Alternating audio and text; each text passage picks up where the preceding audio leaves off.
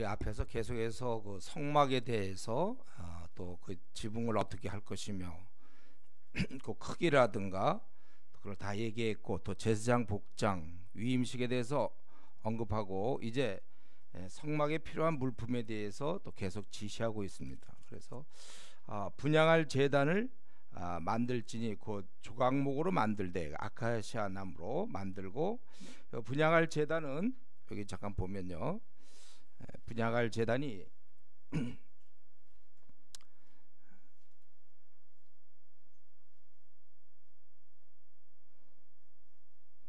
길이가 한 규빗, 너비가 한 규빗, 네모가 반타기 하고 높이는 두 규빗으로 하여 그 뿔을 그것과 이어지게 하고, 그래서 요 크기를 얘기하는 것이죠. 그래서 가로 세로 높이 한 규빗이라면 45cm, 그리고 높이는 90cm가 되는 거예요. 그래서 제단 상면과 전후 좌우면과 뿔을 순금으로 싸고 주위에 금태를 두르지만, 다 금으로, 순금으로 다 이렇게 하라고 되어 있어요. 그리고 그 채를 조각목으로 만들고 금으로 싸고, 요 채 요거로 쭉 들고 갈 수 있도록, 요게 채죠. 양쪽에 이거 이동을 해야 되니까, 광야에서 이동을 해야 되기 때문에 반드시 채가 필요합니다. 이렇게 요것들은 다 조각목, 아카시아 아주 좋은 걸로, 단단하고 가볍고 좋은 걸로 하고 또 금으로 다 싸는 거예요. 그래서 그 제단을 증거궤 위에 속죄소 맞은편 그 증거궤 앞에 있는 휘장 밖에 두라. 그 속죄소는 내가 너희를 만날 곳이며. 그래서 요 안이 지성소고 요 밖으로 나와서 여기 이걸 놓고, 우리 지난번 공부한 바에 하면 요 정도의 뭐가 있을까요? 떡상이 있겠죠. 요 정도의 등잔이 있어야 되고. 그래서 지금 우리가 문에서 들어간다면 성소가 있고 그다음에 지성소가 있잖아요. 성소의 그 전면에 이 분향단이 있는 거예요. 그리고 이쪽에는 떡상, 이쪽에는 저 등잔, 금 등잔대가 있는 것이죠. 훤하죠. 우리가 그동안에 살펴보니까, 그러니까 여기에 저 안으로만 들어가면 법궤가 있는 거예요. 증거궤. 그리고 뚜껑이 속죄소고, 뚜껑이 아주 중요한 거예요.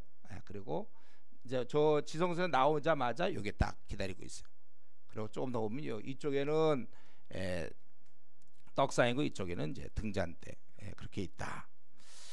그래서 이것은 아론이 아침마다 향을 사르되 등불을 손질할 때와 저녁 등불 켤 때 이것을 사른다. 여기서 향을 사르는 거예요.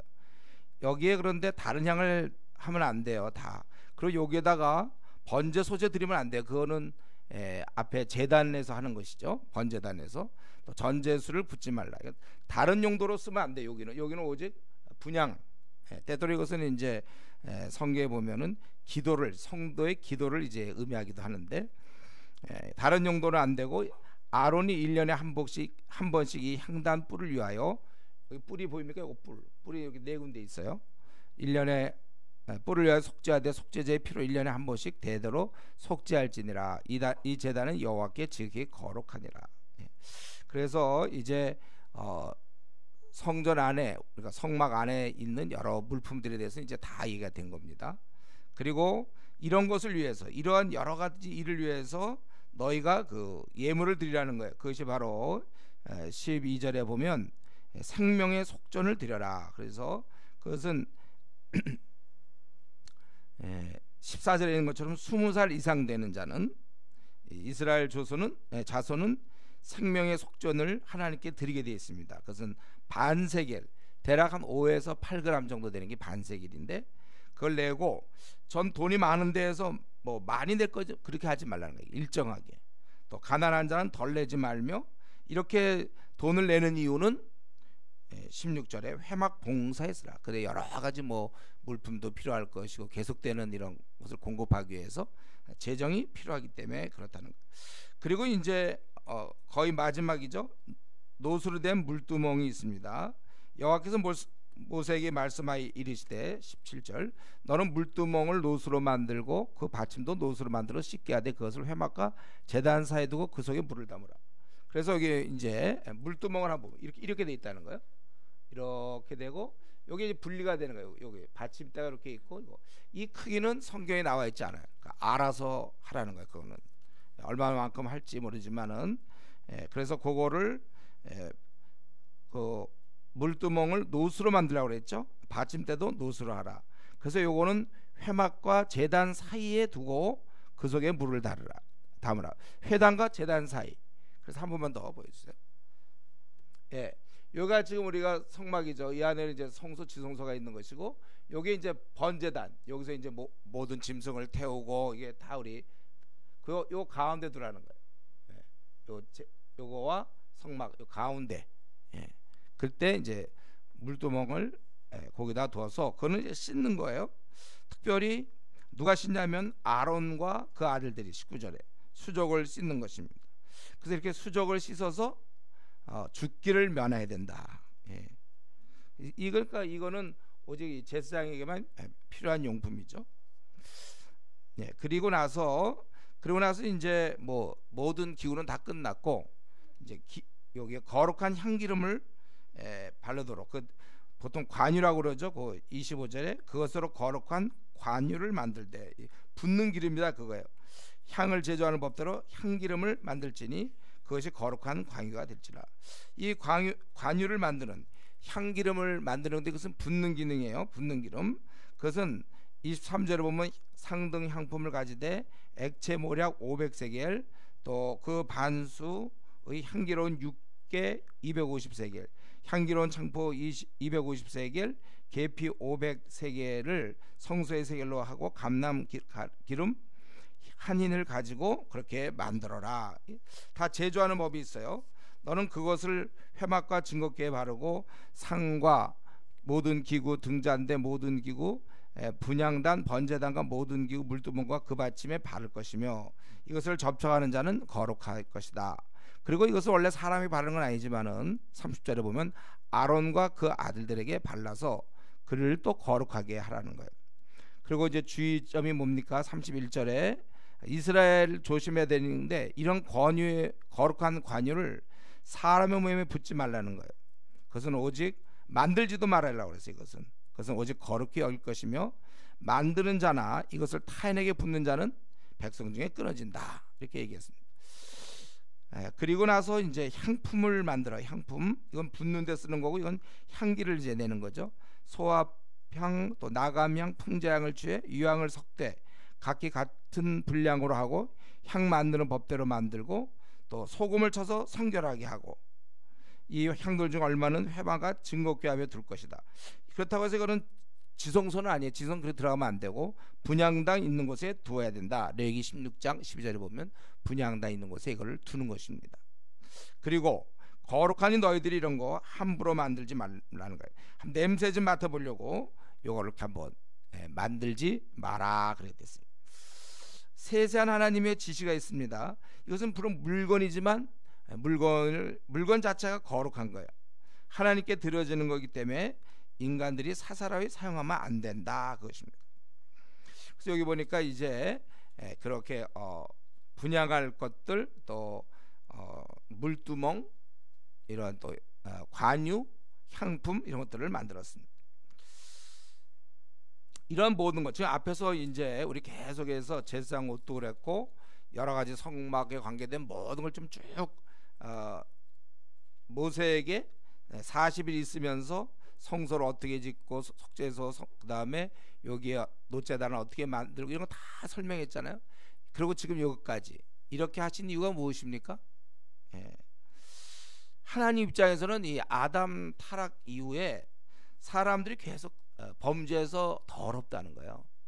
저 여러분이 원래 더러워요. 우리는 원래 하나님을 잘 섬기기보다는 잘 못 섬기는 게 우리의 모습입니다.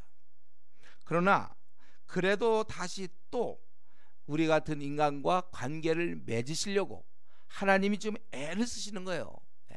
이렇게 해서라도 인간에게 거룩을 얘기하고 하나님 전에 들어올 수 있도록 그렇게 만드시는 것입니다. 그러니까 본질적으로 거룩하지 아니한 그 이스라엘 백성에게 여러 절차를 통해서 이 거룩한 존재로 만들어준단 말이에요. 그러니까 수족을 닦거라 뭐 이런 걸 뿌려라 옷은 이렇게 입어라 그런 원칙을 막 정함으로써 그걸 잘 준수하는 가운데 우리는 하나님을 점점 거룩성을 띠게 되는 것이죠. 여러분 이것은 그때나 지금이나 똑같습니다. 똑같아요. 하나님은 우리가 거룩하기를 원하세요. 우리가 하나님 뜻은 이것이라고 그랬어요. 뭐 우리가 새로운 걸 배운다 이게 아니고 하나님의 뜻은 이것이니 우리의 거룩함이라. 거룩해야 돼요. 이런 절차를 통해서 우리 하나님을 의식하게 되고 그러면서 우리는 거룩하게 되는 것입니다.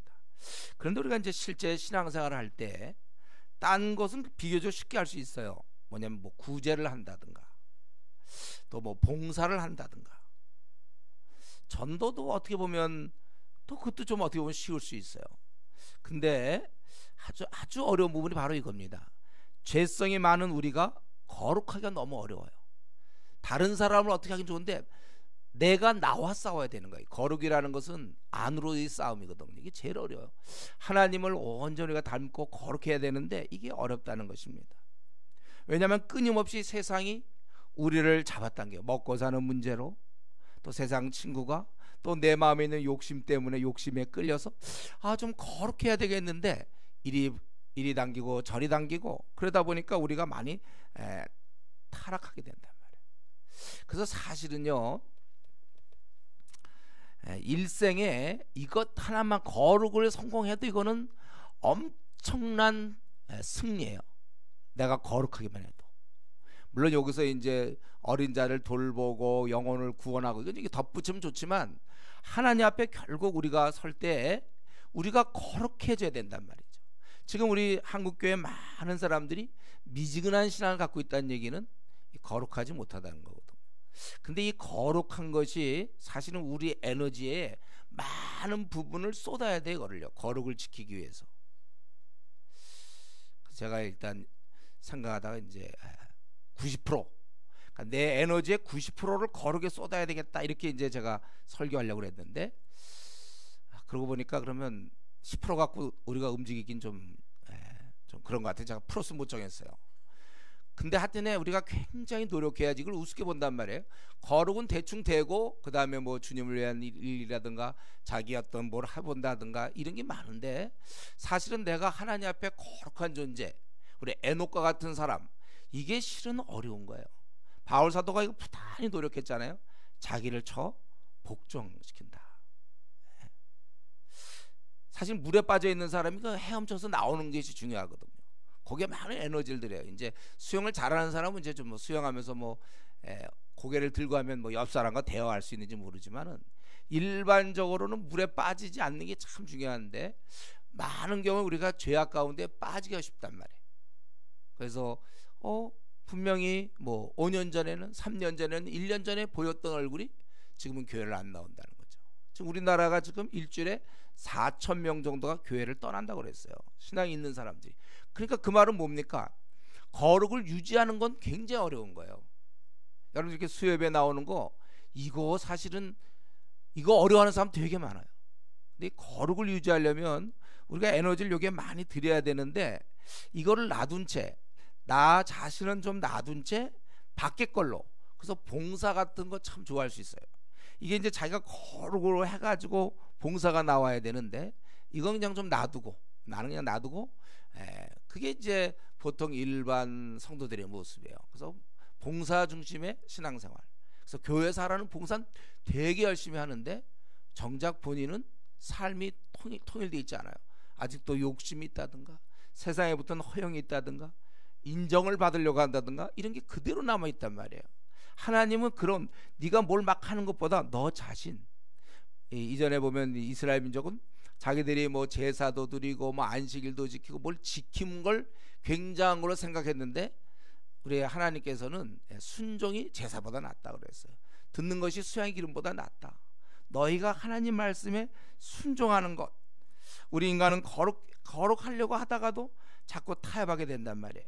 이 타협한 채 우리는 주님이 하라고 하는 일을 하기 쉽단 말이에요. 예식을 잘 지킨다든가 그러면서 자신이 좀 괜찮을 거다 생각을 해요. 이것이 이러한 의식이 때때로 우리가 이러한 어떤 예법, 어떤 이렇게 신앙생활을 하는 방식 이런 것이 우리를 좀 합리화시키는 수단이 됩니다. 구약 때는 그나마 거룩한 장소가 있었죠. 물건도 있었습니다. 의식이 있었단 말이에요. 그 당시엔 거룩한 어떤 의식. 근데 신약 세대는 다 없어져 버렸어요. 다 없어져 버렸어요. 그래서 이제 어떤 교회는 이제 그런 거 만들잖아요. 그래서 뭐 단에다가 뭐 어떤 걸 좀 거룩하게 만들고 뭐 뒤에다도 좀 꾸미고. 저 같은 경우 이제 어릴 때 우리 교회 단이 올라가면 막 야단 맞았어요. 집사님들이. 단은 건 거룩한 것이고. 이제 어떤 좀 그런, 그리고 뭐 약간 성속 이혼론 같은 경우, 그래서 목사의 직은 좀 뭐 거룩하다, 자꾸 이런 식으로 이제 만들어 가려는 경향이 있죠. 이 단은 사실은 높여야 되는 거예요. 단이 높여야 돼. 이거 그냥 뭐 우리가 어떤 그런 무슨 형식적인 걸 피하기 위해서 단을 뭐 낮추 이런 거 아니에요. 왜냐하면 말씀이 선포되기 때문에, 그것의 말씀 때문에 단이 높은 거예요. 목사는 왜 중요한 사람이냐면 훌륭한 인격을 막 갖추고 이런, 그게 그래야, 물론 그래야 되지만 하나님 말씀을 전하기 때문에 귀한 것이죠. 제가 예전에 거기 칼빈 선생이 설교한 데를 한번 가봤어요. 그랬는데 보니까 제가 생각한 너무 달라. 그분이 설교한 곳은 무지 높아요. 왜 이렇게 높게 하는지 모르겠어요. 말씀의 권위죠. 그러나 그거를 괜히 아주 뭐 특별한 장소에 있냐 이렇게 생각은 안 되는 거예요. 신약에는 분명히 성소가 있었어요. 아니 구약에는. 그러나 지금은 성전이라는 게 없죠. 우리가 성전인데요. 그건 예배당이에요 여기는. 그러다 보니까 더 좀 우리가 이런 면에서 좀 약간 놓치기 쉽단 말이에요. 우리 신약 때는 우리의 마음이 중요한 것이고, 지금도 여전히 우리 하나님께서는 우리가 거룩한 존재가 되기를 원하신다는 겁니다. 그래서 여러분들 마음이 점점 거룩해져야 돼요. 생각 자체가 좀 거룩해져야 된단 말이에요. 옳고 기림이 되며 덕이 되고 좋은 생각들을 자꾸 해나가야 돼요. 우리는 계속 자기 욕심을 쳐야만 됩니다. 자기를 항상 쳐서 하나님 말씀에 복종해야 돼요. 그래서 우리는 이미 제사장으로 부름받은 자야. 신약에서는 모두가 다 이 제사장으로 부름받은 우리는 거룩한 자들입니다. 예수의 피가 우리한테 발려 있어요. 그러나 우리는 더욱더 거룩을 추구해 나가야 되는 것입니다. 그래서 여러분이 1년 전보다 지금 상당히 이렇게 좀 거룩해져 있어야 돼요. 이 거룩이라는 것은 행동이 아니라고 그랬죠. 로마서에서 거룩이라는 것은 우리 생각 자체가 하나님 뜻에 순종하고 하나님을 닮아가려고 애를 쓰고, 생각 자체가 성경적이고, 이제 이렇게 하는 게 거룩인 것이죠. 그래서 이제 여기까지 다 얘기하고 나서 31장에 보면 우리 일꾼을 부르신단 말이에요. 사람 거기 보면 부살레리를 지명했어요. 그는 유다 지파 홀의 손자, 또 우리의 아들이라고 그랬습니다. 하나님의 영을 3절에 그에게 충만하게 하여 지혜와 총명과 지식과 여러 가지 재주로 정교한 일을 연구하여 금과 은과 노스로 만들게 하며 보석을 깎아 물리며 여러 가지 기술로 나무를 새겨 만들게 하리라, 이렇게 됐어요. 그는 이미 벌써 이런 많은 이런 재주가 있는 것 같아요. 왜냐하면 6절에도 보면은 그 아이 사막의 아들 오홀리압을 세워 그와 함께하고 지혜로운 마음이 있는 모든 자에게 내가 지혜를 주어, 이렇게 얘기하고 있거든요. 그래서 여기 보면은 하나님의 영을 그에게 주므로, 그가 원래는 이런 여러 가지 좀 손재주가 있는 것 같은데 하나님의 영을 줘서 더 연구해서 할 수 있도록, 그래서 그는 금은 옷을 만들게 하며 보석을 깎아 물리며 나무를 새겨서 여러 가지 일을 하게 된다는 거예요. 우리가 그동안에 우리 뭐 많이 살펴봤죠. 번제단이라든가 법궤, 그리고 뭐 우리 금 촛대, 또 떡상 다 금 막 이렇게 된 것들, 또 속죄소 뚜껑, 이런 것들 접어가라면 하겠습니까? 그거 어떻게 만들어요? 근데 이제 이런 걸 잘하는 사람들이 또 있어요. 그래서 보면 부사렐과 오홀리압이라는 사람이 아주 잘하는 사람들이에요. 그리고 계속해서 그 오홀리압을 세워 그와 함께하며 또 지혜로운 마음이 있는 모든 자에게 내가 지혜를 주어, 우리 인간에만 남겨두지 아니하시고 하나님의 함께하심으로 특별히 이렇게 잘 만들 수 있도록 도와주신 거예요. 그래서 7절부터 11절까지 쭉 우리가 그동안 살펴본 거잖아요. 우리가 그동안 뭘 살펴봤죠? 7절부터 보세요, 여러분들. 혹시 그동안 우리가 뭘 했나? 회막 증거궤, 그의 속죄소 회막의 모든 기구, 상과 그 기구와 순금 등잔대와 그 모든 기구. 제가 순금 등잔대라고 그랬지. 이거 좋은 말은 아니지만 훔치려면 요거 훔쳐야 된다 그랬지만 순금으로 된 거. 나머지는 예, 금으로 이렇게 한 거고 이게 진짜거든요. 등잔대와 그 모든 기구와 분향단과 번제단과 그 모든 기구와 물두멍과 그 받침과 제사직을 행할 때 입는 정교하게 짠 의복 곧 제사장 아론의 성의와 그의 아들들의 옷. 이건 우리가 지난 수요일에 했어요. 그 제사장 아론의 성의 그의 아들의 옷 관유와 성소 향기로 향이라 물은 내가 네게 명령한 대로 그들이 만들지니라. 이 모든 것을 이제 이 아주 손이 재주가 있는 사람들이 또 머리가 어떻게 이런 걸 잘 고안하고 연구하는 사람들이 이걸 하도록 그렇게 하셨다는 것입니다. 우리는 이걸 볼 때 무엇을 생각합니까? 우리가 하나님께서 어떤 일을 주시고는 일할 사람도 주신다는 거. 이거 보고 모세야 네가 만들어라 보세요. 모세가 뭐 그 만들겠습니까? 이런 거를 할지도 모를 거예요. 제가 보기엔 아마 그거 만들다가 생 끝냈을지 몰라. 못 만들어. 어떻게 금을 어떻게 녹여서 이런 거. 아론 보고 야 네가 모세 바쁘니까 네가 만들어라. 그렇게 하지 않고 다 보고 그 부살렐이라는 사람과 또 거기 오홀리압이라는 사람 그걸 하나님이 다 보고 계시거든요. 사실 하나님 여러분을 다 알고 있어요. 여러분이 뭘 잘하는지 못하는지 다 알고 있어요. 그래서 여러분 사실은 본인도 알아야 돼. 이제는 신약시대 때는 본인이 내가 무슨 일을 잘할지. 이때 만약에 이런 명령이 떨어지지 않았다면 신약시대라면 예를 들면 부살렐 같은 사람이 제가 하겠습니다 이러는 거예요. 원래 오홀리압이 나타나서 그런 거 제가 잘할 수 있습니다 이렇게 자원해야 되는 거예요. 신약시대라면. 구약시대 때는 이렇게 지명했지만 이제 여러분은 각자 자기의 은사가 뭔지를 직급 좀 알고 있겠죠.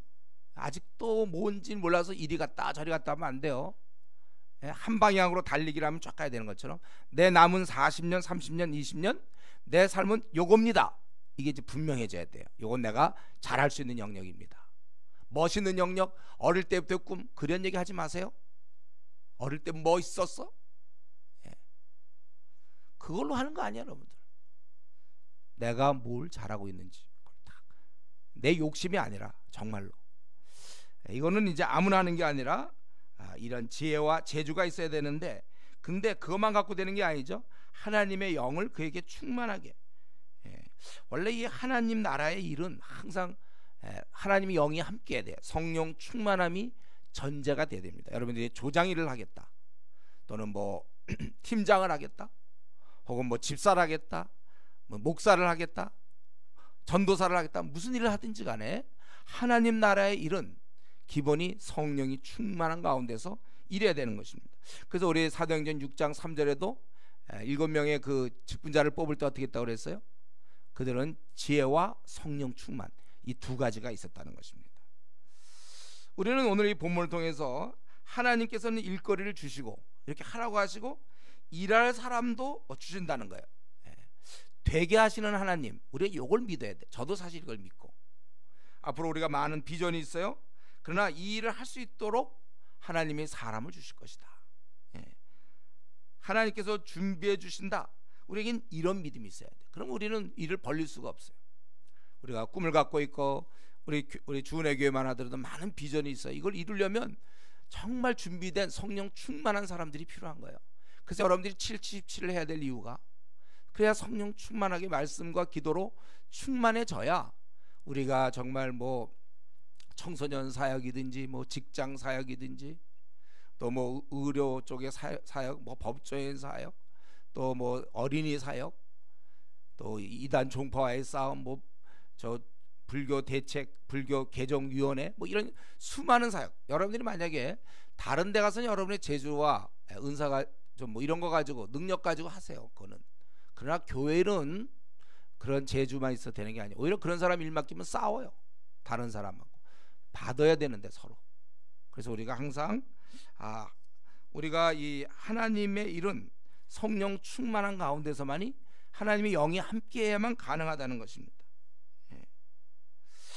성령 충만한 이후에야 모든 것이 시작될 수 있어요. 우리 때로 어떠서 열심 없으면 저 사람 집사 맡기면 이제 잘할지 모르겠다. 집사 이건 아주 비성경적이죠. 성경에는 이미 성령 충만하고 지혜 이 두 가지가 있는 사람을 시키라고 그랬는데 하면 될 것이다. 그게 아니고 하나님 나라의 일은 성령 충만한 자만이 할 수 있는 일입니다. 여러분들이 교사를 하든 뭐 또 무엇을 하든지 간에 내 생에 한번 하나님께 사용되길 원하십니까 여러분? 정말로? 한번 내 생도 한번 하나님이 좀 써주시기를 바라십니까? 그렇다면 성령 충만하셔야 돼요. 다른 말로 하면 이 말씀에 순종하고, 내가 하나님과 거리낌이 없도록 죄가 있으면 빨리빨리 회개하고, 말씀에 순종하고 그것을 또 지킬 수 있는 힘, 기도 생활을 통하여 하나님과 계속해서, 우리가 전신갑주를 입어봐야 소용없죠. 기도로, 무시로 기도함으로 이 전신갑주를 움직일 수 있는 동력이 생긴다고 그랬어요. 그러니까 말씀과 기도로 성령 충만해야, 그래야 우리가 하나님께 사용되는 거예요. 깨끗하게 어떤 능력이 있어 사용되는 게 아니라 성령 충만해서 사용되는 것입니다. 이런 성령 충만한 가운데서 모세와 아론도 성령 충만했죠. 그러나 이런 일에 끼어들면 안 되는 것입니다. 그거는 각각의 하나님이 거기에 맞는 은사를 주셨단 말이에요. 여기서는 부사렐과 오홀리압 그리고 이 지혜를 주어서 했던 그 사람들, 이 사람들이 하는 거예요. 성령 충만하다고 다 주의 일에 뛰어드는 것이 아니라 자기의 그 은사에 맞춰서 일을 해야 된다는 거예요. 그것이 아니라면 은사를 왜 줬습니까? 은사하면 자꾸 방언 예언 이것만 생각하면 안 되고, 은사는 지금 성경에 한 20가지 정도 은사가 나오는데, 섬기는 은사라든가 다스리는 은사라든가 뭐 많은 권유하는 은사가 많아요. 남을 섬기는. 그렇기 때문에 은사를 주셨다는 이유는 그 분야에서 뛰어나라 그거예요. 세상보다 우리가 떨어지면 안 됩니다. 세상은 그 분야에서 항상 최고를 요구하잖아요. 우리는 비록 우리가 능력은 없고 또 우리의 뭐 조건이 안 좋을 수 있지만, 그러나 한 가지 이상의 은사를 다 주셨어요. 이거 잘 모르는 사람 고린도전서 12장 들어야 됩니다. 동영상 고린도전서 12장에 제가 다 설명했어요. 여러분이 한 가지 이상의 은사가 있기 때문에 그거에 맞춰서 앞길을 가면 되지, 이 은사 놔둔 채 이상하게 앞길 가는 사람들이 있어요. 그러니까 젊을 때 성령 충만해야 돼요. 할머니 돼서도 성령 충만을 해야 되지만, 기왕 둘 중 하나만 꼭 해야 된다면 빨리 젊을 때 충만이 낫죠. 그래야 자기 생애 방향을 결정하죠. 이거 보여야 되니까. 이거 없이 자기 은사가 지금 뭔지를 모르고 엉뚱한 길로 가서는 안 된다는 거예요, 여러분. 여러분들이 하나님 앞에 그 기도하는 자에게 찾아오는 축복이죠. 이게 그게 분간이 되거든. 아, 내가 이런 일을 하다가 생을 마쳐야 되는 거구나. 이게 분명히 보여야지. 이게 아직도 안 보이면 곤란해요, 여러분들. 신앙생활 이제 우리는 얼마 안 남았어요. 보통 35세 정도면 이제 꺾어져 내려간다고 봐야 되잖아요. 우리가 얼마 남았습니까? 자기 거 빨리 찾아서 그 길로 쫙 가는 거지, 엉뚱한 데 시간 보내면 안 돼요. 그래서 이때 우리가 조심할 점 뭐냐면, 은사상 일을 안 맡기는데 자기를 인격을 무시한다라든가, 괜히 그럴 때 열등감에 빠질 이유가 없어요, 여러분들. 여러분 혹시 지금 목사가 아니라고 막 열등감에 빠지는 사람 있어요? 목사가 아니라고 열등감에 막, 오늘도 열등감에 또 사로잡혀서 이 자리에 참석하고 나를 쳐다보면 열등감이, 난 왜 목사가 아닌가. 그렇지 않죠, 여러분. 각각 길이 다르다니까요. 똑같아요. 집사가 아니라고, 왜 난 교회에서 집사가 아닌가? 장로가 아니라고, 아니면 나는 교사가 아니라고, 왜 나를 조장을 안 시킵니까, 목사님? 왜 팀장이 아닙니까? 그런 거 따질 거 없어요. 자기가 하나님 앞에서 그 사람을 무시하는 것은 아니에요. 그 은사와 여러 가지 사람마다 각각 달라요. 어떤 사람이 아주 그 섬기는 은사가 뛰어난 사람도 있고, 어떤 사람은 이 권위의 은사, 이건 제가 꼭 얻으라고 그랬죠. 이 시대는 이 권유, 이 격려하는 은사, 사람을 이 상처받은 수많은 사람을 격려하는 은사, 이런 거 우리가 얻어야 된다고 그랬어요. 이렇게까지 이제 다 얘기해. 그러니까 다 이걸 설명하고 그거를 만들 사람을 다 했었으니까, 이제부터는 우리 다음 수요일 날이면 우리가 이 출애가 끝나는데, 그 다음에 이거 만드는 거 쫙 나오는 거예요. 별로 할 게 없어요. 근데 이렇게 했다는 거예요. 그리고 나서 그 다음 나오는 얘기가 이제 이때가 40일 지내면서 이제 거의 끝 부분입니다. 그러고 나서 우리 32장에 금송아지 사건 나오는 거고 이제 쭉 되는데, 이제 마지막에 거의 마지막 여러 이런 성막 성소 다 얘기하면서 이것을 참여할 바로 이런 사람들, 그래서 안식일을 정한 것입니다. 여기 안식일은 하나님의 안식이라고 그랬어요. 나의 안식일을 지키라, 이렇게 되어 있어요. 하나님과 이스라엘 사이에 이것이 대대의 표징이 되는 거예요. 하나님은 이런 안식일을 통해서 너에게 거룩한 날이 되는 것이라. 14절에 이런 안식일을 통해서 그들로 하여금 하나님께 나오도록 하고, 하나님과 우리 이스라엘 사이에 이건 대대의 표징이라는 것이에요. 그래서 그날을 그래서 우리는 안식일을 지켜라 그래. 14절에 안식일을 지켜라. 그것이 바로 너희에게 거룩한 날이 됨이라. 그날을 잘 보내면서 하나님께 순종하며 거룩으로 나가는 거예요. 그날을 더럽히는 자는 모두 죽일지며 그날에 일하는 자 그건 안 되는 거예요. 그 생명이 끊어지리라. 백성 중에서. 그리고 엿새 동안은 일을 하고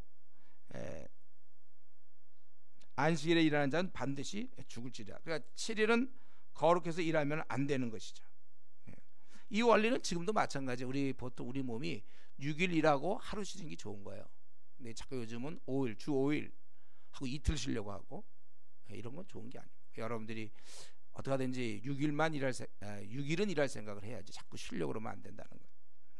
그리고 언약을 이제 삼으라. 거기 16절에 보면 이 안식일을 통하여 이같이 이스라엘 자손이 안식일을 지켜서 그것으로 대대 영원한 언약을 삼는 거예요. 다른 민족은 어떻게 사는지 몰라요. 그러나 이들은 그날만 되면 딱 모든 일을 멈추고 하나님을 경배하며 또 쉬고 그렇게 되는 거예요. 이는 나와 이스라엘 자손 사이 영원한 표징이며 나 여호와가 6일 동안에 천지를 창조하고 7째 날에 일을 마치고 쉬었습니다. 그러니까 우리 언약 백성으로서 개인적으로는 할례를 행하고 공동체적으로는 안식일을 지키는 것입니다. 그리고 6일간 일하시고 하루를 쉬었다. 왜 이렇게 안식일을 강조할까요? 왜 이렇게 안식일이 중요하죠?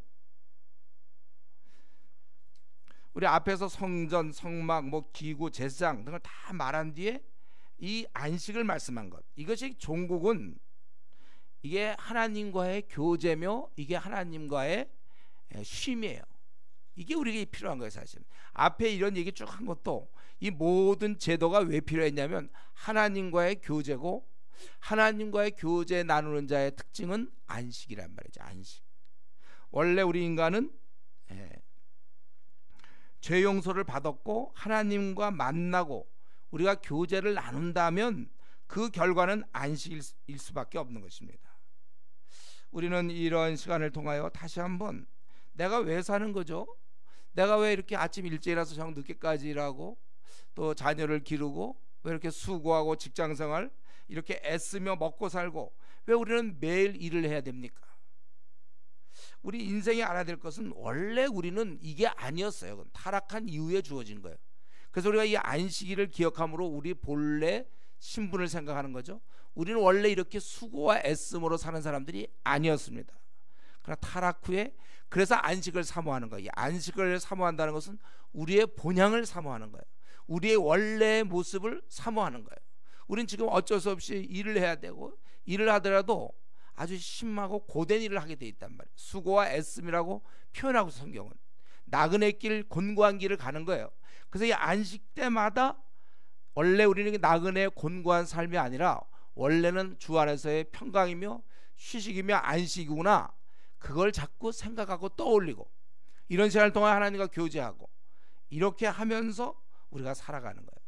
그래서 우리는 이 안식을 사모해야 되고, 그런데 저와 여러분들은 이미 안식에 들어갔단 말이에요. 주님을 만났기 때문에.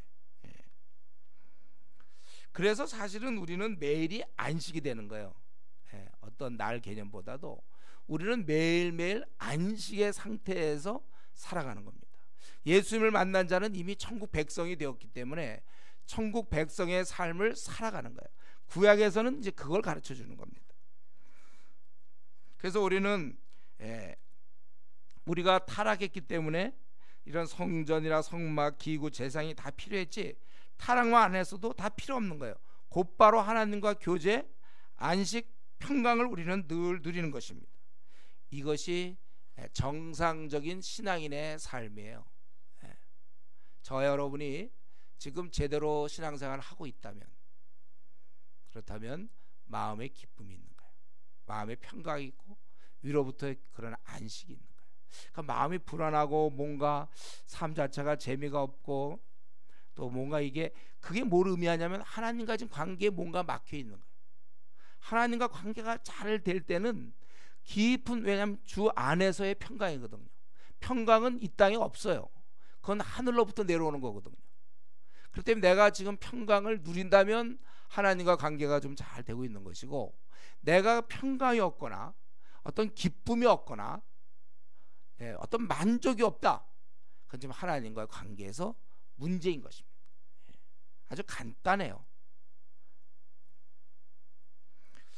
지금 자기를 한번 살펴보세요. 나는 평안한 거. 목사님, 저 지금 요즘 되게 행복합니다. 그럼 좋은 거예요.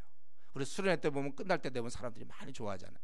왜냐하면 자기의 죄 문제를 해결하고 하나님과 있었던 이런 관에 끼었던 것을 다 제거하고 하나님과 다 이렇게 마주하니까 그래서 평안하고 좋은 거예요. 하나님을 만나서 행복한 거예요. 이 땅이 별로 그렇게 욕심을 안 부리죠. 자기가 좋으니까. 지금 생에 있어서 자기 생을 생각해 보세요. 지금까지 살아오면서 지금이 제일 안정되고 평온한가? 각자 대답해 보세요. 그래요? 여러분들? 지금 그러면 신앙생활 잘하고 있는 거예요. 목사님, 저도 왕년에는 참 그때 좋았는데요. 지금 딴청하고 있는 거예요. 중요한 건 지금이에요. 지금이 평안하고 기쁜가? 이거는 계속 유지돼야 돼요. 한순간 유지되는 게 아니에요. 저도 대학 시절부터 지금까지 평안과 기쁨이 지금까지 유지되고 있는 거예요. 요것이 아주 하나님 주신 선물 중에 선물이에요. 저한테 물론 하나님 돈도 뭐 안 주시고 뭐도 안 주고 뭐 그런지 모르겠어요. 그러나 이 평안과 이 기쁨이 딱 있단 말이에요. 여기 지금 제가 지금까지 살아오면서 쭉 누리고 있는 거예요. 요거 하라고 신앙생활하는 거예요. 쫙 누리고, 이걸 누리고 이제 죽기 전까지도 계속 누리다가 저는 죽을 거예요. 성경이 모양하는 대로 항상 기뻐하라. 바알서다가 감옥에서도 자기가 너무나 평안하니까 밖에 있는 사람들에게 평안할지어다 이렇게 빌어주고 평안을 빌었던. 그러니까 여러분이 지금 상태가 다 좀 이런 상태가 돼야 돼요. 평안, 중국말로 핑안, 핑안. 우리가 참 그도 비슷한 말이 있어 하나 좋아요. 우리가 지금 핑안해야 된다. 좋아, 우리는 행복해야 되고. 이 땅에 물론 걱정, 근심, 뭐 낙심될 만한 상황은 물론 많아요. 그래도 우리 그 꼬마들 보면 알잖아요. 엄마 품 안에 있는 애기는 뭐 세상 좋은 거예요. 지금 뭐 북한이 핵 갖고 있는 것도 몰라. 그런 애들은 그냥 좋아.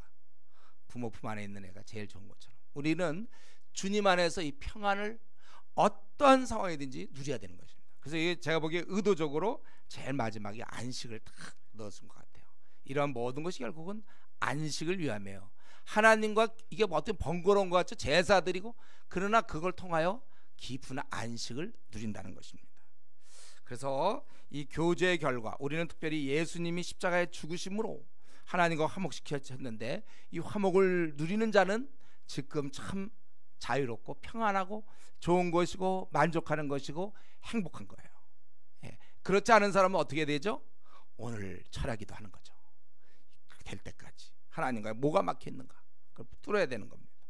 이러한 모든 말씀을 마치신 후에 18절에서 친히 마치신 때 증거판 둘을 모세에게 주신 돌판이와 하나님이 친히 주신 것이라. 친히 주셨어요. 하나님께서 이 주신 거. 이건 인간이 바꿀 수 없다는 거예요. 바꿀 수도 없는 바로 그것입니다. 기준이 없이 살던 인생들에게 이 기준을 주신 것입니다. 이를 통해서 하나님의 원하심과 의도를 알 수 있어요. 저와 여러분은 사실 살면서 이러한 틀이 필요한 거예요. 기준들이 증거판으로 표시되어 있죠. 그래서 시편 119편 105절에 있는 것처럼 주의 말씀은 내 발의 등이요 내 길의 빛이니라. 이 증거판, 이 말씀. 그래서 이 그때 모세에게 증거판을 주신 하나님은 오늘날 우리에게 이 성경을 주신 겁니다. 저와 여러분에게 성경을 주신 거예요. 그래서 우리는 이런 뜻을 안다면 우리는 이제 실행을 하면 되는 거예요. 우리 기준과 방향이 생겼어요. 근데 왜 우리 성도들 중에 아직도 이렇게 좀 신앙생활 잘 못하는 사람들, 어려워하는 사람이 있습니까? 이걸 제대로 모르니까 방향이 안 생겨요. 기준이 없어져. 그러니까 정말 복 있는 자는 이 말씀을 가까이 하는 자죠. 주야로 묵상하는 자가 복이 있는 거예요. 점점 그런 많은 부분을 알아요. 많은 부분. 그 부분에서 교수들이 말이죠. 외국 가서 박사학위 딱 받아온 다음에 그 다음부터 한 놀아보세요. 공부 하나도 안 하고 한 10년 놀아보세요. 처져서 그런 경우는 학생들이 벌써 알걸요. 저분 실력 되게 없다. 꾸준히 이거 해야 된단 말이에요. 우리 말씀이라는 게 그런 거야. 이게 계속해서 우리에게 기준을 제시한다. 방향이 생겨요. 말씀을 많이 보고 계속해서 우리가 이 말씀 따라 살라고 여호와께서 이스라엘 민족에게 증거판을 주신 것입니다. 그래서 우리는 이 말씀을 잘 알기를 원합니다. 우리 하나님께서는 증거판 주실 때 이 뜻을 깨닫고 순종하기를 원했잖아요. 우리도 이 하나님이 우리 이 말씀 주실 때 우리가 이 말씀을 잘 깨달아서 순종하는 것, 이게 PBS의 목적이에요. 숙제하라는 게 아니에요. 우리 성도를 괴롭히려고 하는 게 PBS의 목적입니까? 그거 아니죠. 우리는 말씀을 이렇게 깊이 깨닫고, 그래서 우리가 그것을 순종하려고, 순종하면 할수록 우리는 더욱더 복된 자가 되는 거고, 더욱더 하나님 나라 백성의 가까운 모습을 띠게 되는 겁니다. 정말 우리 엄청난 은혜죠. 우리 뭐 어디에 보면 이제 누가 금광을 발견하고 막 떼돈을 벌고 그냥 그 대박 나는 거, 이런 거 비슷한 거죠. 우리는 바로 이 증거판이, 이 말씀이 우리 앞에 와 있어요. 누구나 손에 와 있습니다. 그렇기 때문에 우리는 이런 말씀 볼 때마다 다시 한번 내가 이것을 한없이 알아야 되겠구나. 이건 우리만의 특권이에요. 안 믿는 자들은 하나님의 인도를 받을 수 없어요. 그럼 인생의 방향을 알 수 없습니다. 그들이 하는 건 그냥 노후 대책 뭐 그런 거 준비하는 것밖에 없어요. 아니면 이 땅에서 그냥 출세하는 거,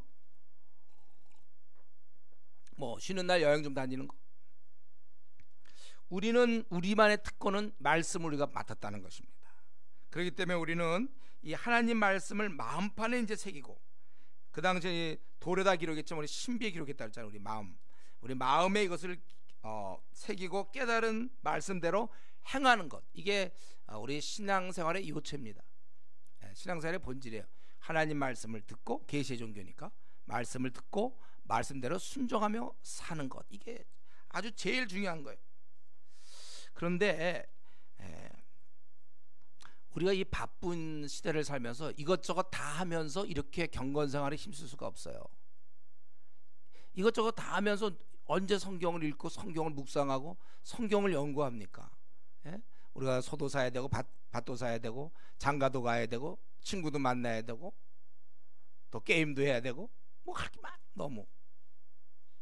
그러니까 이러한 것을 알지만, 그러니까 알아야 될 것은 우리가 경건생활이라는 것은 이것저것 다 하면서 할 수 있는 게 아니에요. 어쩔 수 없이 24시간 24시간 주어져 있기 때문에 자는 시간 먹는 시간 이거 다 계산해서 어쩔 수 없이 포기할 것을 포기하지 않으면, 우리 보통 경건생활은 제가 한 7번째 순위라고 그랬죠. 많이 밀린다고 그랬어요. 보통 밀려요. 아직도 우리가 그렇게, 제가 하루에 뭐 성경을 몇 장씩 읽고 또 기도 1시간씩 하고 뭐 콰이타임 얘기하고 아무리 얘기해도 아직도 이게 지켜지지 않는 사람들이 있습니다. 정말 바쁘기 때문일 수 있는데, 또 한 가지는 포기할 걸 포기 안 해서 그럴 수 있어요. 다 하면서 하려니까 당장 눈에 보이는 것만 하게 되잖아요. 우리가 눈에 안 보이는 것에 대해서는 우리가 관심이 아무래도 그래요. 눈에 보이는 건 먼저 하기 쉽단 말이에요. 여러분, 그래서 우리가 이 쭉 지금 출애굽기 쭉 살펴보면서 우리에게 중요한 것은, 우리가 포기할 것은 포기해야 우리가 경건생활을 할 수 있는 것이고, 이렇게 하기 위해서는 생활을 단순화시켜야 됩니다. 여러분들이 자꾸 이 오지랖 넓다는 거 있잖아요. 이 사람 너무, 그게 이제 전도할 땐 좋아요. 그런데 본인한테는 이 좀 단순한 생활이 돼야 이런 성경에 집중할 수 있는 거예요.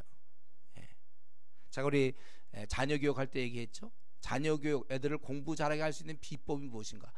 텔레비전 치우는 거라고 그랬잖아요. 그게 재밌는데 무슨 책을 읽습니까? 텔레비전을 치워야 심심하니까 할 수 없이 책을 읽는 거예요. 제가 자녀 교육할 때 다 들었죠, 여러분들이? 나중에 들으세요. 심심하게 만들어줘야 되는데, 여러분 각자 자기가 누군지 알고 있죠? 자기의 기질을 알고 있죠? 이 일 저 일 바빠가지고는 절대로 우리 성경을 못 봅니다. 특별히 야근하는 우리 성도들, 외부적으로 우리 시간을 다 뺏어버리기 때문에 더 노력하지 않으면 기도생활 제대로 할 수 없어요. 성경 제대로 하면, 이건 안 해도 우선 당장 되니까. 근데 내 영혼은 좀 먹는다고, 내 영혼은 자꾸 썩어져 내려간다는 걸 알아야 돼요. 날로 독수리가 날개쳐 올라감처럼 우리 신앙은 더 뜨고 더 불타올라야 되는데, 어느 순간까지 갔다가 멈춰버리고 조금씩 내려온단 말이에요. 그것은 왜 그렇습니까? 포기해야 될 것을 포기하지 않은 채 다 하려고 하니까 결국 이 눈에 안 보이는 하나님과 관계는 저쪽 구석으로 치워지게 되는 것입니다. 그렇기 때문에 우리는 이렇게 친히 말씀을 주신 하나님의 그런 의도를 생각하고, 또 우리에게 이 신구약 66권 하나님 말씀을 주신 하나님의 의도를 생각하며 우리가 이 말씀에 집중할 수 있고 경건 생활에 집중할 수 있도록, 그러기 위해서 우리가 이 밤에 기도할 때 한 가지만 딱 기도했으면 좋겠어요. 나는 어떻게 무엇을 포기해야 되는가? 그래서 내가 어떻게 경건 생활에 더 힘써야 되는가? 그럴 때 우리의 남은 생 항상 하나님을 깊이 알아가고 이 성경을 주신 하나님의 의도대로 이 말씀에 따라서 우리가 순종하며 살아갈 수 있는 것입니다. 바라기는 우리는 다른 건 우리가 좀 실패할 수 있지만 하나님과의 교제를 실패하는 일이 없도록, 하나님과 깊은 사귐 속에서 안식할 수 있도록, 혹시 우리 가운데 아직도 마음에 평안이 없거나 기쁨을 잃었다면 오늘 이 밤에 하나님과 다시, 혹시 지은 죄가 있습니까? 회개하면 되는 거야. 회개하면 돼 우리는. 그래서 막힌 것들을 다 뚫고, 그래서 다시 내 안에 평안과 기쁨과 자유함과 만족이 가득할 수 있도록, 내 얼굴에 생기가, 우리 모사가 번쩍번쩍한 그건 아니더라도 우리 안에서 그러한 기쁨이 넘쳐나는 우리 그러한 성도 되기를 바랍니다. 기도하겠습니다.